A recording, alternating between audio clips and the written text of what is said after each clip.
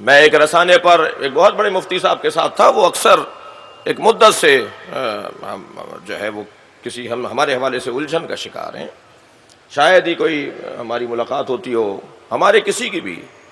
خاص طور پر میں دعا کروں گا جناب محترمہ ذاکرہ عالمہ فاضلہ خانم طیبہ بخاری کے لیے کہ وہ ایک حادثے کا شکار ہو کے شدید زخمی ہیں۔ اللہ تمام مومنین کو اپنے حفظ و امان میں رکھے، ان کی صحت و سلامتی کے لیے ایک صلوات ہدیہ کریں۔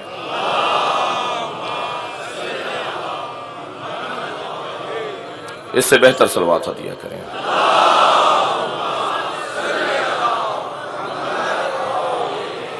تو کوئی نہ کوئی الجھنیں بہرحال بیان ہوتی رہتی ہیں۔ ابھی پچھلے دنوں ہر جگہ جہاں انہیں موقع ملتا ہے وہ کہتے ہیں جی تہران میں تو سنیوں کی مسجد نہیں ہے۔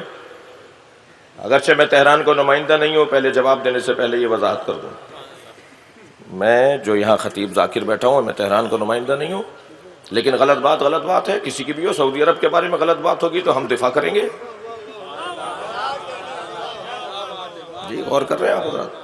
تو ہر جگہ ہر بات میں کہیں نہ گھما پھرا کے کہ جی تہران میں تو سنیوں کی مسجد نہیں ہے۔ میں نے کہا مفتی صاحب آپ تو بریلوی مسلک ہیں، یہ تو تکفیریوں کی زبان ہے،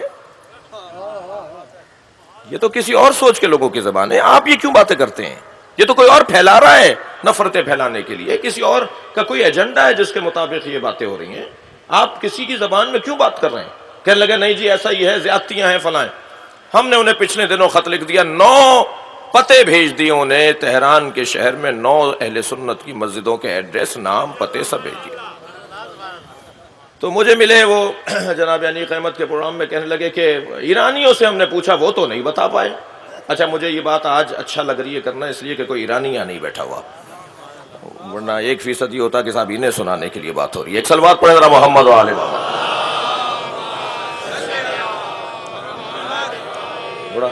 بڑا مشکل ہے ہمارے ہاں جو ہے وہ بہت سارے معاملات میں بڑی مشکلات ہیں، توجہ چاہوں گا۔ تو میں نے ان کو وہ 9 پتے انہیں بھیجے، مجھ سے کہنے لگے جی ایرانیوں نے تو آج تک نہیں بتایا کہ تہران میں اہل سنت کی بھی مسجدیں ہیں۔ میں نے کئی ایرانیوں سے پوچھا، میں نے کہا جی میں نے خود ایک ایرانی سے پوچھا کہ ایران میں اہل سنت کی مسجد ہے؟ تو کہنے لگے ایران میں تو شیعوں کی مسجد بھی نہیں ہے۔